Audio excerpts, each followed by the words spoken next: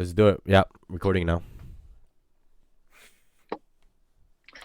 Okay, guys, welcome back. Of course, it's Drew with Legends State of Mind, and today I'm joined by a close friend of mine, trainer, colleague, coworker, family member, brother, whatever you want to call him, Mr. Frank Cuella, or Frankie Roach, as I call him. Frank, why don't you just quickly give us a quick background of your just martial arts experience and just kind of, why you love it. Yeah, well, you know what? I started martial arts when I came to Canada in '92. Um, I honestly didn't have any respect for it. So I got to martial arts by mistake, by supporting somebody that wanted to try it. And then he left and I got hooked. And then from that moment, I never looked back. The things I love is you can express yourself, um, who you are, or, what you're thinking through fighting, you know, and you can express truly what your soul is all about. And if you fight anybody, you'll understand that when you fight somebody, you understand. You can really feel, you can understand their soul, you know. And I think that's what hooked me up the most, because you can leave your frustrations, you set of mind changes as you're fighting, as you're learning. It is a very humble experience to engage yourself in martial arts or any fighting sport, because you can't be the best every day. And you know, one guy might have your number today, but maybe he didn't have it yesterday. But it's all about your set of mind and what day it is, right? So it is always humbling you in many ways. So it is good for the soul, I say. You know, it's a good medicine, because when you think you're invincible, you get in the ring, and one thing who you don't think can tap you, that's the one that, you know, makes you realize, hey, you're not as good as you thought you were. So things like that are the ones that hook me up the most. And I guess the most, it's just being like, it really humbles you, even when you don't want to, you know? So, and trying to understand really martial arts I agree. is I agree. amazing. So Yeah. that's what it still hooks me up to this day. That's why I love it. Good. Good. Yeah. Myself, the same for background for me. Trained when I was younger. I don't even know what age. Started with Muay Thai, learned some karate, got into ninjutsu. So martial arts has always been a big part of my life. I think what I love about it is just the disciplinary aspect, the constant growth. So all that stuff is really important. Um, so let's get started. Today we're gonna talk about we're gonna switch gears with Legend State of Mind, and we're gonna talk about mixed martial arts. We're gonna talk about the recent events in mixed martial arts. We're gonna talk about the last event, which is UFC 263, Israel Adesanya and Marvin Vettori. Uh, yeah, you know what? Obviously, Israel takes it down again. What are your thoughts? What are your initial thoughts on that fight, Frank? I just think Marvin did not have uh, a plan, or the right plan to fight him. You know, he thought power was gonna win this fight, and I don't think he utilized his power properly. I agree, his power would have worked if he had a plan. You know, and the Lasonia Israel, he had a plan to move around, to deviate from just standing and take power from the other guy. So, you know, I think he messed them up when he was moving around, tap him here, there, and eventually that's what cost him the fight. You know. I agree. Do you think, in terms of Marvin's rank, they have him ranked at, I think, number three in the middleweight division? Do you believe that he is, oh, well, sorry, number four. He's ranked number four. Do you believe that he should be ranked number four based on his performance? And that leaves him behind, of course, the champion. Number one, Robert Whitaker. Number two, Paulo Costa. And number three, Jared Cannonier. Do you believe that he belongs in number four? No, based on this fight, I will put him in. If If it was me, I'll put it at like number 10, 11. Because he just did not understand an approach of like how to approach a champion, or how to approach a magnitude, like a fight of this magnitude, you know? I agree. Yeah, I think he really wanted to try to maybe wrestle him down and, make it a tough fight. But Israel has dealt with that, time and time and time again. So I just don't think that he had, I just don't think he has what it takes to even eventually beat him, whether it be now or maybe in the future. I don't think he has the movement. I think his footwork is where he lacks the most, I think. And if you don't have good footwork with Israel Adesanya, you are probably going to look like you are standing still. So, well, going back to some of his fights, which are some pretty notable wins. Sorry, go ahead. Yeah. No, just go ahead. Some of his notable wins, Kevin Holland, which he won unanimously. He beat Hermanson, who, Jack is a great grappler as well. So he's had some pretty decent wins in terms of the top 10, I would say, or the top 15. But I personally don't think that he'll ever make it to that championship level. And to be honest, I don't know how he got to fight the champion. I mean, Whitaker should have been fighting De La Sonia again. Yeah, I agree. And I think going into the next stage, that is the fight to make, in my opinion. I think Robert Whitaker could have had a better showing. The first fight, I think he just exposed himself a little bit too much, but I believe that he does have the tools to actually beat Adesanya. What are your thoughts? What are his keys to victory? Yeah, what makes him dangerous? He understands movement, so he's not a stationary fighter, and he has good kicks, and he moves around, and that's what you need with De La Sonia. You can't be a stationary fighter because he will take you apart. If you see his last fight with Malvin, the guy wanted to take him down, but because what happens when you can't take him down? What do you got? All he did was double jab, right hand, double jab, right hand.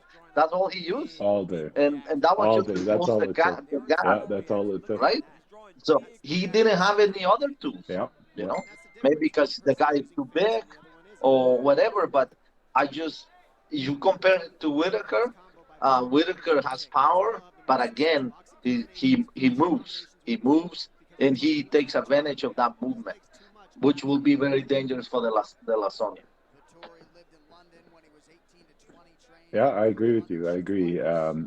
When it comes to Robert Whitaker, I'm a fan. I think he's a humbling champ. Or a humble champion. I think he brings the right martial arts to the table. But looking at his record, it's also extremely impressive. 23 wins, 5 losses. He goes on basically in the last 11 fights, the only person he has lost to is Israel Adesanya. So I think it's pretty interesting if we were to make that fight again. So hopefully that comes. Let's switch gears here. We go to Davidson, Figueiredo, and Brandon Moreno. Obviously, this young man just completely destroys and makes quick, easy, almost what looked to be easy work of an extremely dominant champion. And I just want to set this so people can kind of understand. Davidson Figueiredo is 20-2 with 1 no contest. An incredible fighter. He's knocked out some great fighters. So it's pretty interesting to really see 9 wins by knockout, 8 wins by submission, and 3 wins by decision. So wow. What a great fight that was. And of course he beat Moreno. So this was part 2. He's beat Perez, Benavidez. He beat Benavidez twice. Tim Elliott. He's in terms of that division, he has been extremely dominant after, of course, the departure of Henry Cejudo and Demetrius Mighty Mouse Johnson. So talk to me about your thoughts on that fight. Wow. Well, you know what? Nothing to take away from Figueroa. He's a good fighter, and he got power in his right hand, right? Like I felt bad when he fought Benavides because he knocked him out the second time, and he didn't know what happened. That was devastating. Yeah. But I think what he fell short in this one was composure and technique, because he was looking for power. And when you get a young guy who can take a punch, right?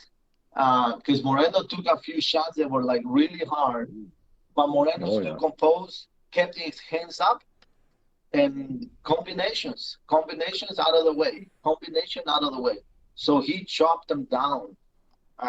Till the end, he ran out of gas and he choked them, right? He thought that by giving him a good shot, he was going to knock him out. Yeah. If you look at the actual total strikes and significant strike percentage, Figueiredo was actually higher in terms of percentage. He just didn't throw enough volume. So with what you're saying is absolutely right. And I think he got tired. I think he got beat up. And I think in this one, desire and hunger really played a significant part in this, because I just think, Brandon was just way more, he was just hungrier, and he was, again, composed. Of course, he controlled himself very well, but he definitely went in there and, as you would say, made it happen. So I think congratulations to Brandon Moreno. The problem with this one is that he had a taste. He had a taste in the first fight, and he knew that taste was not enough, and he knew he could take the meal. So when he came to the second fight, he was very confident that with good training, more time for training, he could take the belt. Agree. Age probably played a factor in that too. I'd have to look up Moreno. He's probably a young cat. And I know Figueiredo has been in there for a while. So, 27 years of age. Yeah. December 7th, one day right after mine. Like, wow. You're invincible, man. Yeah. And Figueiredo is 33 years of age. So not necessarily on the tail end, but depending on how he takes care of his body and how he moves forward, we'll see what happens. What do you think is next for Figueiredo? Is that another rematch opportunity? Do you think that Figueiredo should fight someone else, or Brandon Moreno should fight? What are your thoughts for the next group or the next fighters? I think Figueroa should fight somebody else before he can get a rematch. Right. And a lot of people are talking about Askarov. I don't know too much about him. I think I've watched one or two fights, but a very high pressure type of fighter. 13-0 right now in the flyweight division. One no contest or one draw, I guess. So should be an interesting go. I know he's won a couple of his last fights. Extremely high striking accuracy, and then he has some decent grappling as well, but nothing too impressive. Also beat Benavides, also beat Tim Elliott, and also beat Patoa. So maybe that's the fight to make. I think 13-0 these days, you want to kind of get some of those undefeated guys into the championship fighting, or into the championship fights right away. So maybe they can go a nice undefeated run. We'll see how it goes. Let's move on to Leon Edwards, Nate Diaz. What are your thoughts on this one? I mean, Nate Diaz should retire. My thoughts exactly. Nate Diaz should retire. He's not a young guy anymore, and he has taken a lot of beating and damage through his fights because of his style, right? But because fans love him, they bringing him back, right? And I mean, the guy got skills, Yeah, and I think what makes it difficult for a guy like him is when you have that kind of a name, it doesn't necessarily matter how good you fight or how bad you fight. Like everybody talks about how he lost all 5 rounds until literally the last minute of the fight. So, 24 minutes, you're taking a beating. But if you actually look at the statistics, the numbers do say differently. He actually outstruck Leon Edwards by 130 to 83 strikes, which is very surprising. But it was just simply the significant strikes it was 76 to 77 for Edwards and 4 takedowns to none, basically, for Nate. So I think it's just a poor performance because if you look at him, you don't see the speed, you don't see the aggression. You kind of just, it just seems like he's kind of there, kind of almost as if he's sparring. And he really turns it up in the later rounds. So I think, I don't know if retirement is the question, but or is the answer, but I do think a change in competition. I don't believe he is at the top of his game. Now, what I will say is he was one of the only people at maybe his peak or his prime to have been able, in my opinion, would have had a great chance to beat a guy like Khabib, the Eagle, who of course is now retired. What are your thoughts on that matchup? I don't know if he had can he beat the man, the GOAT? I'm not sure, but in his prime, the thing is with the Diaz brothers, they're gangsters, like really. So they want to show you that they can take a shot and they keep coming.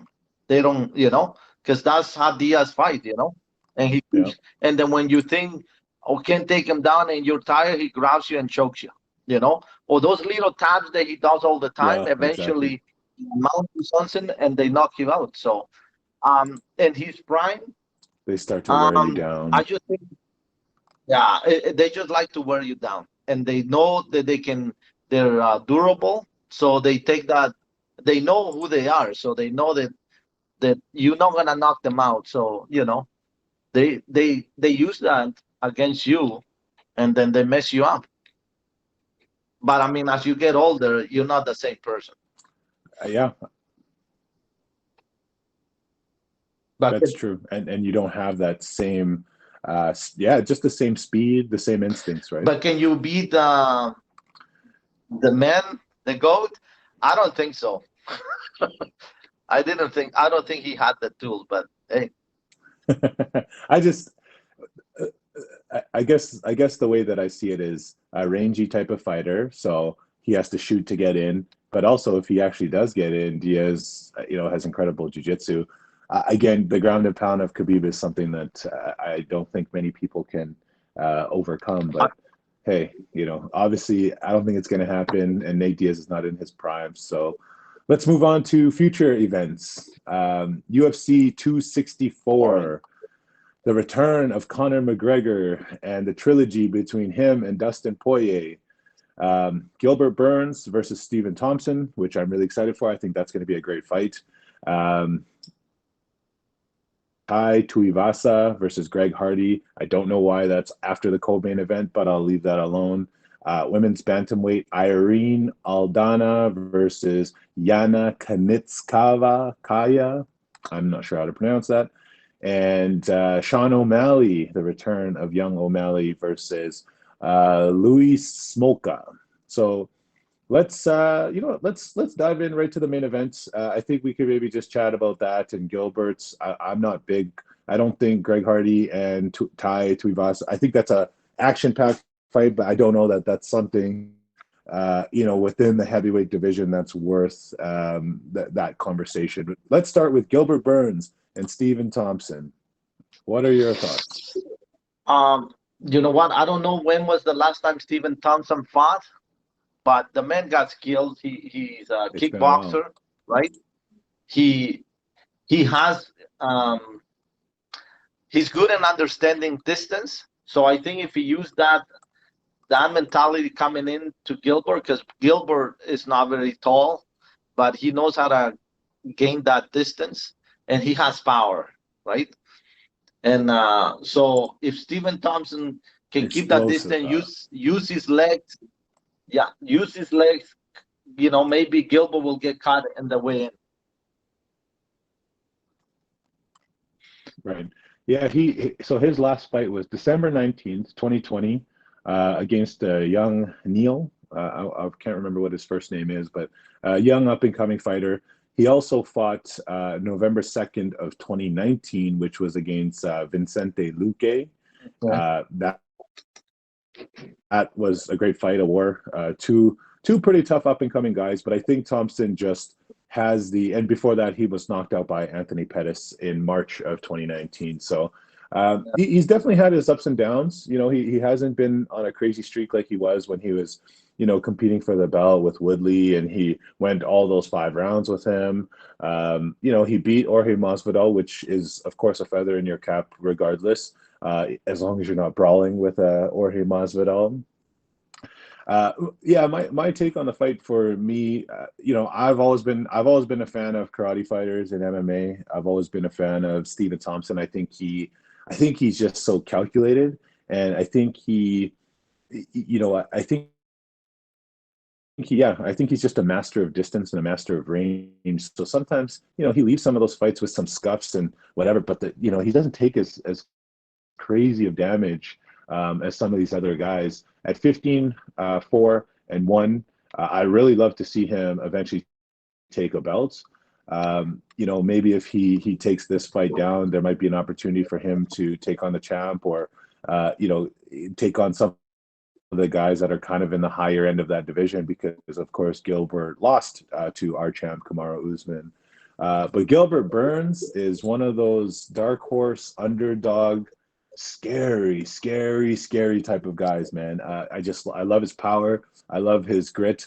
I think he of course could have had a way better showing with Kamaru Usman, and it kind of goes to the same thing. Like we talked about Brandon Moreno, we talked about Askarov, those guys, Davidson Figueiredo, who beat Joseph Benavidez.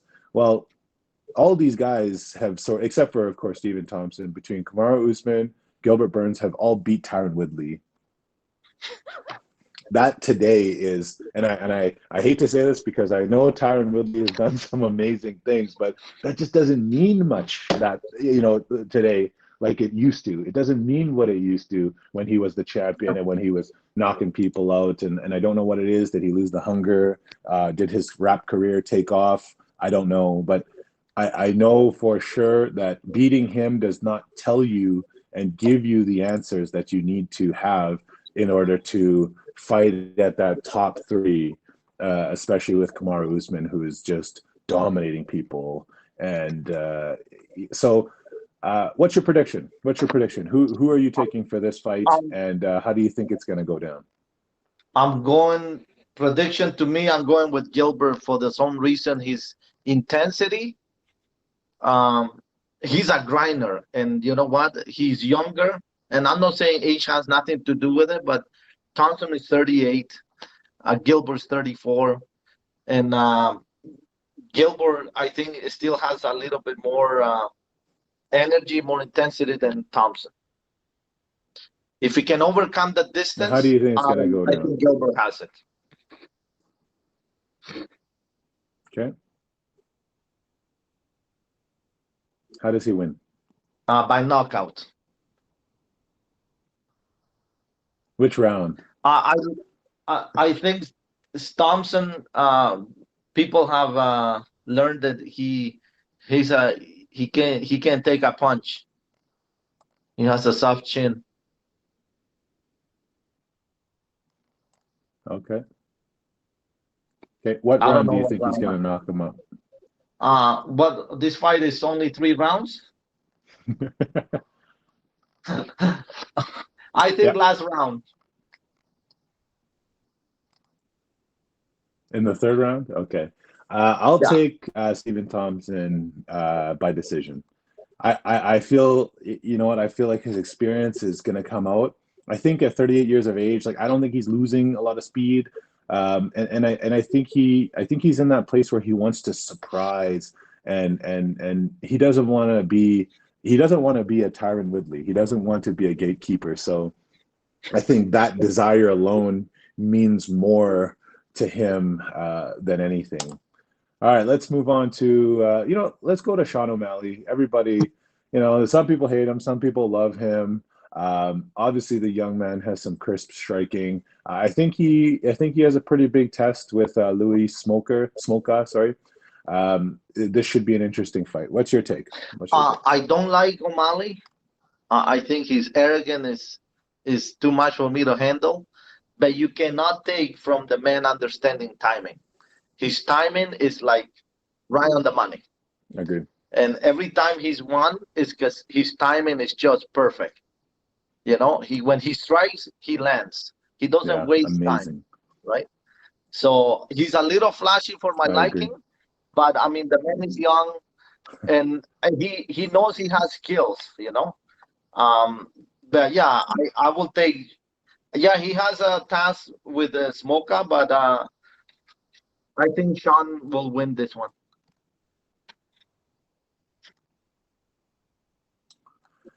Yeah, I agree with you in terms of the flashiness. I think these days people start to change the way they look at what they consider success. In the UFC, they're focused on the walk-away KOs or the one punch knockouts, and hey, all the power to them. But I feel like, especially for a guy like O'Malley, who his one loss comes from not because he made a mistake or he was too flashy, but there's 2 times where he's had leg injuries. One against Sukumtat, which is the first Laos fighter ever to fight in the UFC.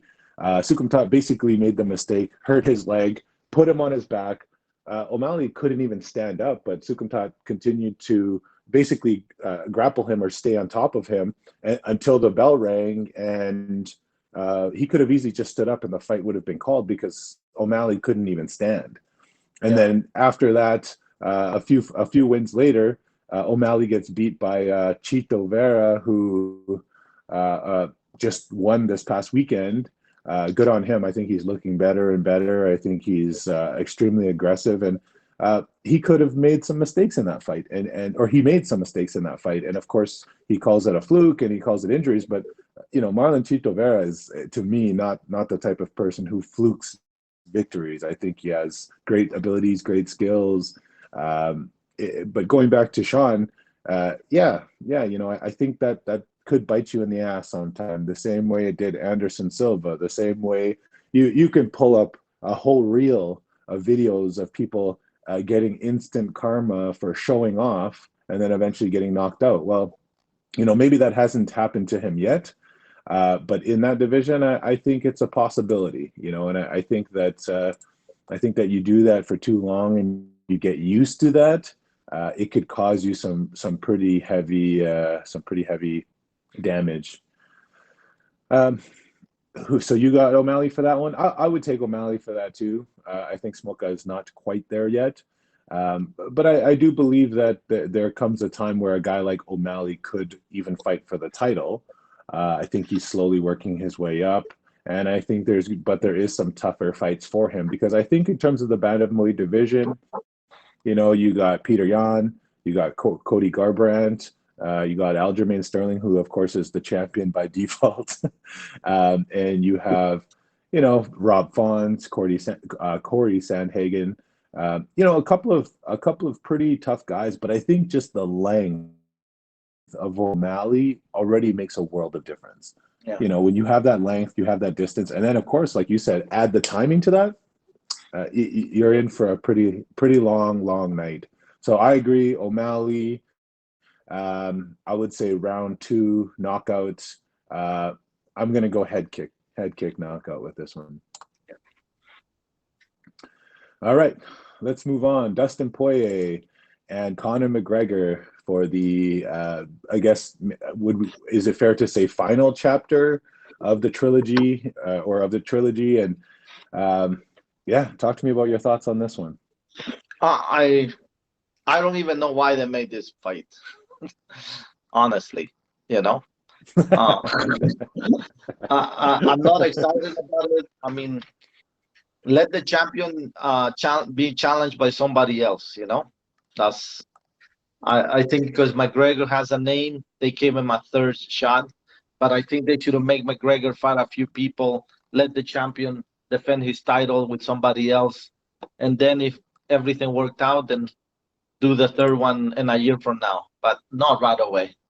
You know, So you think that Poirier deserves a title shot as well, then? I think so. Yeah. So looking at McGregor, a loss to Poirier, beats Donald Cerrone, loses to Khabib, beats Alvarez, and then beats Diaz, which to me was a pretty close fight. And then, of course, the one before that. So, needless to say, his record in the last 5 fights has been very up and very down. And as I think it's Marvin Hagler who says, it's really difficult to wake up and run at 5 a.m. I'm sure I'm butchering this, but wake up and run at 5 a.m. when you're sleeping in silk sheets. So do you feel that this is the end of Conor McGregor? Do you think that it's time? Talk to me about what you think should happen with him. You have seen the difference of his behavior in the ring after he made that much money. After the boxing match with after that, where he made a lot of money and then he had success with his business, Floyd Mayweather. Yeah. His state of mind when he walks in the ring, he's not the same man. I mean, the skills are there, everything, but he doesn't have that drive to prove people, I am the man.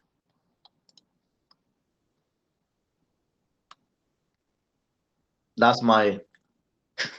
I agree. Do you believe retirement is the answer? Another boxing match? What do you? Well, I don't know what he's thinking, but I think if he's gonna try to fight top-notch, top 5 contenders in the division, he's gotta change he's gotta change his approach in the fights, But when you don't have it, you don't have it. I agree. Agreed. Yeah, well, and it's hard to produce that thing that makes you so hungry or makes you so driven. He talks about in a lot of his interviews where he kind of worked and pushed and was obsessed with, hitting a certain goal and, getting his mom and, basically money, and success. Well, now that he's reached it, I feel like it would be difficult, but, to really, sit back and just marvel in the work that he's done. I'm just going to give you a quick review. Marcus Brimage, first round KO. Oh, I can't. Max Holloway. I can't see you 1 second. Which Max is obviously a very different fighter. Okay, so just to take a quick look at just to take a quick look at the amazing work and history that McGregor is.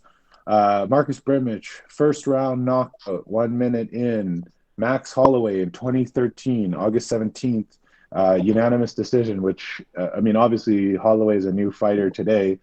Brandao, first round KO. Dustin Poirier, first round KO. Dennis Seaver, second round KO. Chad Mendez, second round KO. Of course, Aldo, first round KO. And I just really believe this was a big turning point in his career.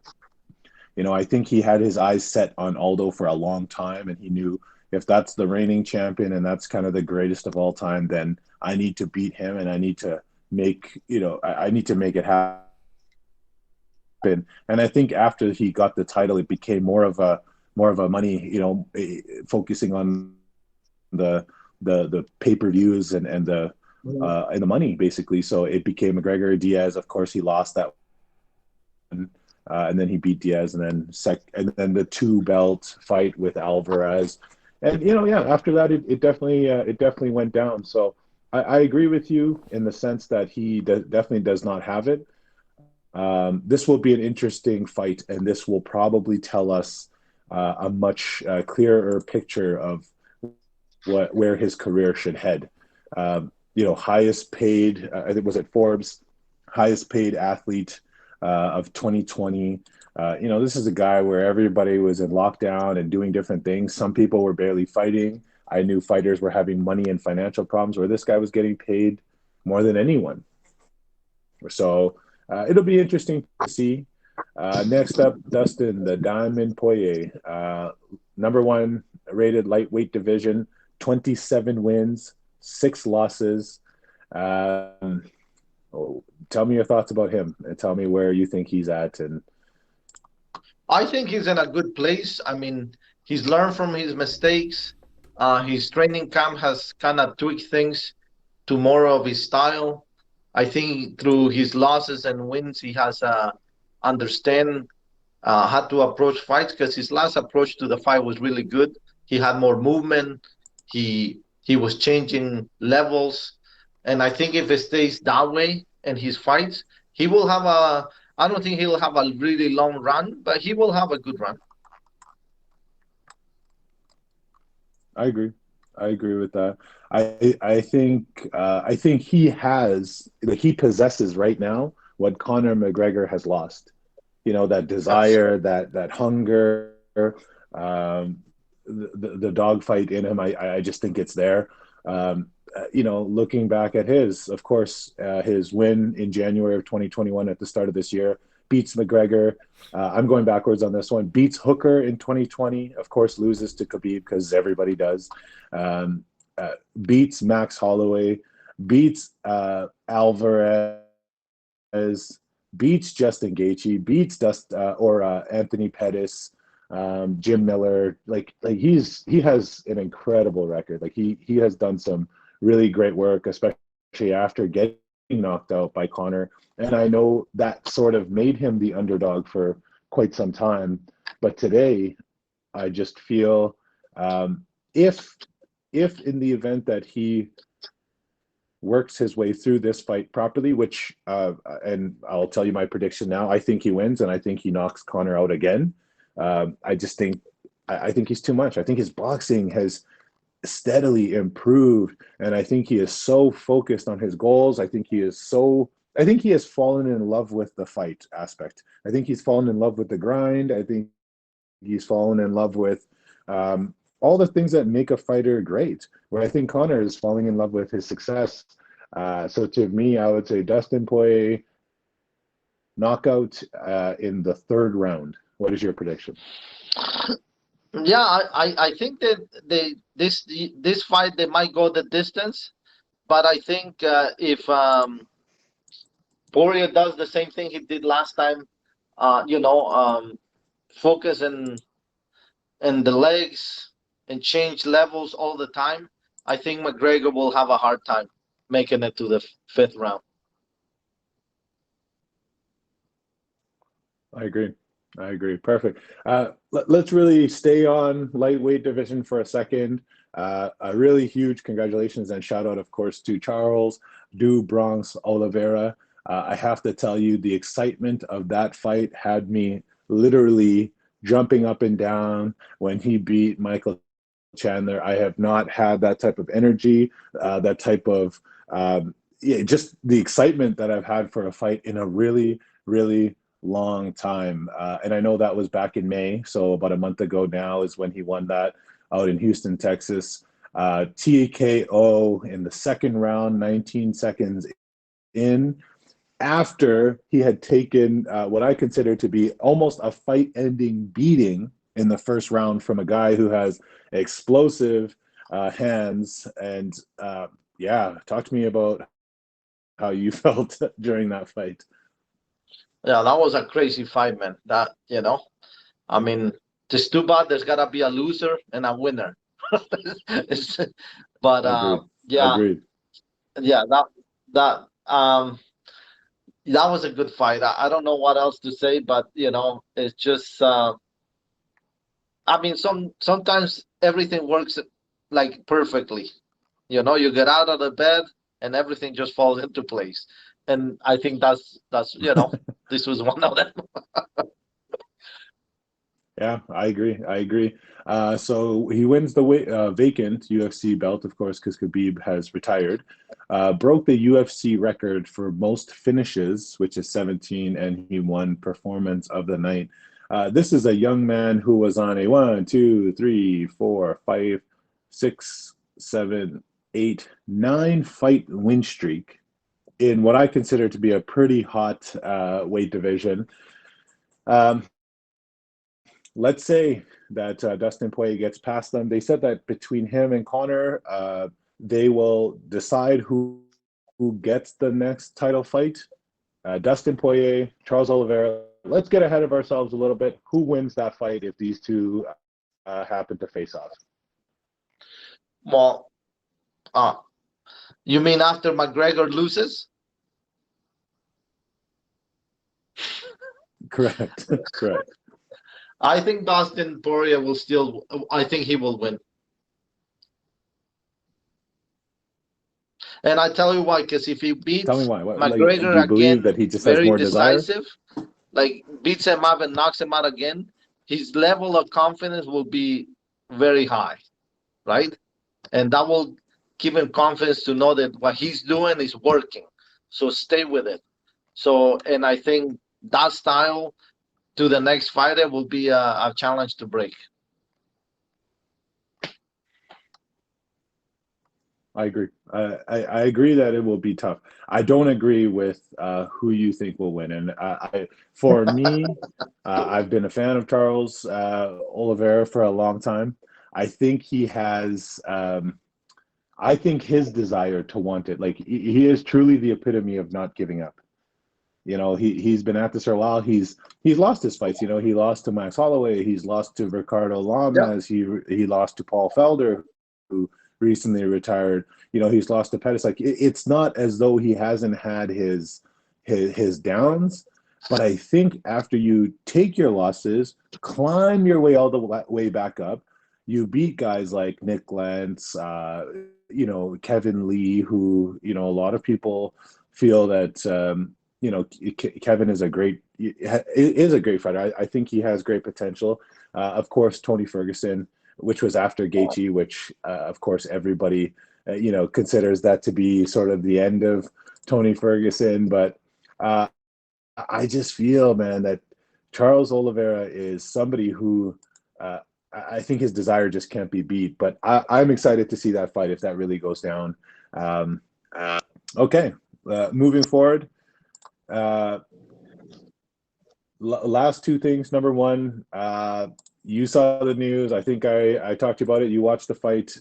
Talk to me about your thoughts about the return of Anderson, the Spider, Silva, into the boxing ring. What are your thoughts on that? Well, listen, I'm not going to take anything away from Silva. And I mean, the man got skills. And when you in that level of martial arts and you understand movement, you understand timing, you understand approach of a fight, the switch from martial arts to boxing, if you have that style, you can have a lot of success, you know? I mean, the matchup with Julio Cesar Chavez was good because I'm not taking away from Silva, but Julio Cesar Chavez is not the best fighter. He looked really slow. He looked hesitant. He should have been the one being the aggressive, showing moves because he's the boxer, right? And it was the other way. And again, I think for Silva was a time to really express who he is, because you can see it in the fight. There was moments where he was expressing himself, and he looked good. He looked good, man. You know, does he have a big long career in boxing? I don't think so. I mean, if he fights some people that have high caliber of skills, he'll go to sleep. But you know, this was really good. I was very impressed, man. You know. Yeah, I agree. I agree with the transition that you're talking about. And I think Anderson Silva is just one of these people that he's got great desire, you know, and if you look at his MMA career, I just believe personally that he has always had his boxing's always been beautiful, you know. It's actually art, you know. There's a lot of people that you know, and I remember listening to the commentators that were calling the fight, and I just think to myself, I go, man, this is a guy who he's been of course he's been kneeing people and kicking people and you know, but he's knocked out some really great fighters, and he's boxed in the MMA cage with some great fighters. So I believe that yeah, it would make for an easy transition. What I find, I guess, here's the thing that really irks me, and I'm looking at his net worth, and I know this is about martial arts, and it's not really about money. Number one, 46 years of age. Let's start there. Incredible showing. You're 46 years Yeah. of age. You've had an insane amount of UFC fights. You've dominated. So I'm showing 34 wins and 11 losses. The man has had 45 mixed martial arts fights, which I think is insane in itself. Having Yeah. 23 KOs, 3 submissions, 8 decisions, like absolutely dominant. And decides he wants to go into boxing. And I just think he looked as if he was 35, 34. Like I thought he looked like great. I think his movement was good. And I just think he was there. I think he was present. I felt like we got back to that place where Anderson was sort of enjoying his time in the cage or his time in the ring again, which is when he works his best. That's when he does his best work. So I really enjoyed that. Now, the second thing that I guess really bothers me about mixed martial arts now is, after 45 fights, win or lose, the man approximately shows here USD is worth $8 million. Conor is worth what, 200 million or something like that. Conor's had less fights, less wins, and I get it. It's all about the draw. It's all about. But who, when Anderson Silva had the championship, was not watching him fight. I think everybody was watching the man fight. Yeah. So on top of that, now as he transitions into boxing, I go, Conor made what, 100 million, we'll say, when he boxed Floyd Mayweather. Maybe Anderson Silva, if he was 40, 41, should have made that transition. He could be, putting himself in a position to eventually have become a champion in boxing. And then what would he be worth? Like, he would be set for life. And I think I'm just a little bit frustrated with the fact, I don't know how much he was paid to fight Julio Chavez Jr., but I just think, man, a guy worth $8 million who everybody knows just completely dominated mixed martial arts for so long. But I will say that I'm extremely happy that he won that match. There was rumors that he was on testosterone replacement therapy, so he was on TRT, so just a form of basically performance enhancing drugs. I would believe it. I would believe it after seeing that performance. I think the way he looked was different. I think the way that he striked was a little bit faster. What are your thoughts? Do you think that was a possibility? Well, the way he looked, I mean, you may say maybe he was. I mean, to be 46 and look like that, sometimes you have to question that, but I don't know agree. what else I to say. agree. And the other part that I read is that Vitor Belfort was looking to rematch him, but not in MMA. So for those who don't know, Vitor Belfort, who fought Anderson Silva for the middleweight title in the UFC, was knocked out basically cold with a front kick to the face, which I think was one of the first times that had happened in the UFC. So there was a lot of shock. But Vitor, of course, wants that back, and he believes that he would be able to take a match with Anderson Silva in a boxing match. What do you think about that matchup? Well, they're both almost the same age, so I think that will be good. I don't think Vito has the skills in his hands.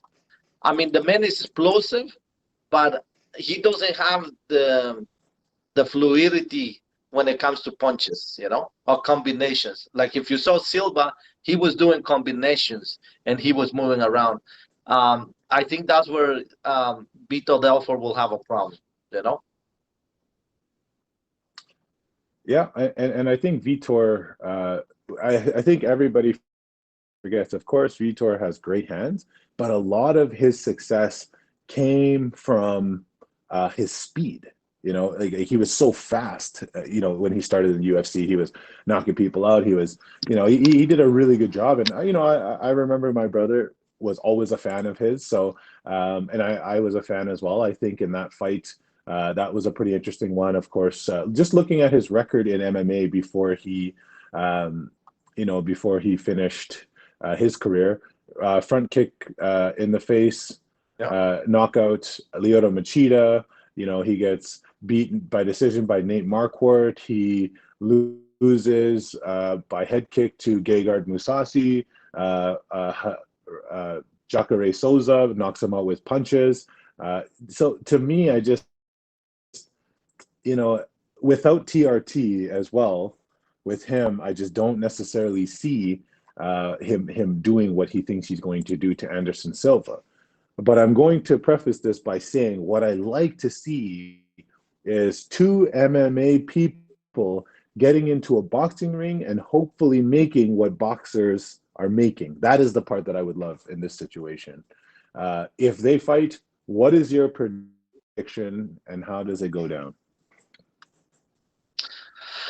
I think Anderson Silva will win. I think he has more patience and he has more of an understanding of a plan, putting a plan together. So I think that alone will give him the edge. And if you take someone from drugs and put him in the ring, they're not the same person. So his cardio, everything else will affect Vito. I agree. Yeah, I think he wins. I don't think that's a knockout victory, but I do believe by decision.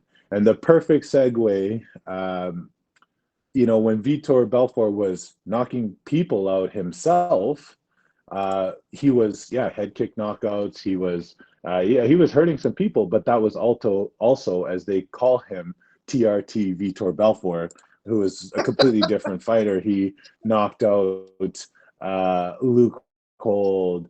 He knocked out, and that was a head kick knockout.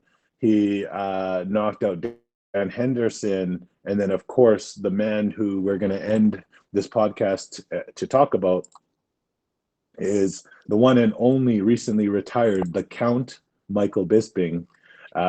You talked to me about his incredible story. I'm going to open this up by saying there was a time where my respect for Michael Bisping was very small. Was very small, and it was when he was the record that he had. When I know the time that I had little respect for him was 21-3 when he beat George Rivera. He beat him by TKO punches in the second round. And after that, he goes to just create this. He finished his career at 30-9. And I know that what you want to talk about today is not necessarily just his career and his record. But I will say today, I do have a different level of respect for him. Talk to me about what your thoughts are and why you have the respect you do for that man. Well, and I have to share with you the same thoughts. I did not like him in the beginning. He was mouthy, and he thought he just he was unbeatable, right? Like he can beat anybody. And when he lost against Anderson, I mean, I was happy. I was cheering at home when he got knocked out, But and this goes back to the beginning of our talk: is martial arts does humble a person, because he had the same goal he had when he entered the UFC. He had it today. He has it today. And he wanted to be a champion. He wanted to provide for his family. But his ego and everything else, he was going the wrong direction. And martial arts kind of mold him to be humble, because, of course, he got knocked out big time, where he lost, an eye, and then things changed in his life. But what motivates me, gives me respect, that the man had a mission. He had a mission, and no one can get on his way. He needed to accomplish that to provide his family a good future and to fulfill his dream. And no matter what came his way, he reached that mountain and went the other way. So The man no one believed in him because he really doesn't. He wasn't born with skills, but he's a hard worker.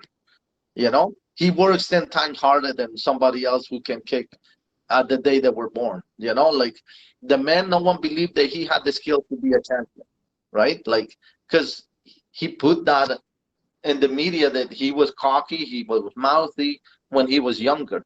But if you hear him talk now, you understand that his journey has changed him in a way that he's a better man for it. And he understands that the man he was in the beginning was not maybe the best man he was, like he should have been a better man. But that's what martial art is about. I mean, it humbles you not just in your career, but in your life. And that's what that I took from that. That was amazing to see. Yeah, it was incredible that he did reach, the obviously the highest level. He won the UFC middleweight championship with the performance of the night knockout of Luke Rockhold, who previously choked him out basically with a one-armed guillotine, which doesn't happen very often, back in 2014. So 2014, 2016, basically 2.5 years later, he gets the chance to fight him again after he beats CB Dalloway, Thales Letus, and Anderson Silva. Of course, he beats him by unanimous decision. So what's interesting about his record to me, and what I really like, is these are not all KOs and all like head spinning, flashy head kick knockouts. And this is what I do respect in Michael Bisping, is that he grinded out his fights. If you look back, he took a lot of decisions. He lost a lot of decisions. That tells you that you're right. There's not this, God-given talent or this natural born talent that he has, that he just goes in and, punches and knocks him out, or kicks him, knocks him out. And even his TKO of Kung Lee back in 2014 was in the 4th round. So that means, and I remember that fight because he beat the crap out of Kung Lee for 3 rounds. And I just think back and I go, yeah, this is a man who obviously has put in a lot of work. I know that he did not start his career in the UFC with any specific like black belt, or he wasn't a jiu-jitsu practitioner or anything like that. Like he came in, I think, into kickboxing, learned wrestling, and just grew sort of as a mixed martial artist from the beginning. So I think that's incredible. I agree with you. The part that you didn't bring up, but I know you would have wanted to, is what had happened after he had lost his eye. So the fight that made him lose his eye, because he is one-eyed, and a lot of people don't know that, was January 19, 2013. So let's think hard about this. The man loses his eye, comes back to fight in April. So he's already having issues with his eye now. I barely, am able to see well with 2 eyes. So having one eye going into fights with guys like Alan Belcher, who is a strong stand-up fighter, Tim Kennedy, who he lost that fight to, and then of course, that incredible performance with Kung Lee, and then of course loses to Rockhold. I think he ate a kick before all of that. So at 2013 January, climbs the rankings all the way up to June 4th of 2016 to take back and avenge a loss that he had to Luke Rockhold by knocking him out, getting performance of the night in the 1st round. So incredible. Obviously, that's just incredible to think that someone has obviously climbed that incredible journey. On top of that, he avenges another loss. At this point, he's 29-7 when he beats him. He gets his title. He avenges another insane loss against Dan Henderson, where he basically got his head punched off of his shoulders. That was a scary knockout, and he avenges that loss, defends his UFC championship, gets the fight of the night, So in turn, like, what a way to sort of cap his career. And then to, of course, almost end his career at UFC 217. He fights one of the greats, if not the great, Georges St. Pierre. And then, of course, loses the middleweight title. George goes back into retirement, takes his money, takes his belt, and goes away. And then, of course, that last fight was with Calvin Gastelum, who knocked him out with a punch. So, yeah, you know, with what you're saying, and I never really took time to appreciate the man's career, the ups, the downs, the craziness. He started off his career early on in 2004 with a 14-fight win streak until losing to, get this, Rashad Evans, a decision split. And then after that beats 3 more guys. So, you know, here I'm thinking, like, this guy he means business, you know, and he's had a great career. He's done a great job. And I definitely salute him the same way you do. He's obviously done a lot of great work. And now today, I think he's a great commentator. I think he's a great shit talker. And I think he's definitely a Hall of Famer.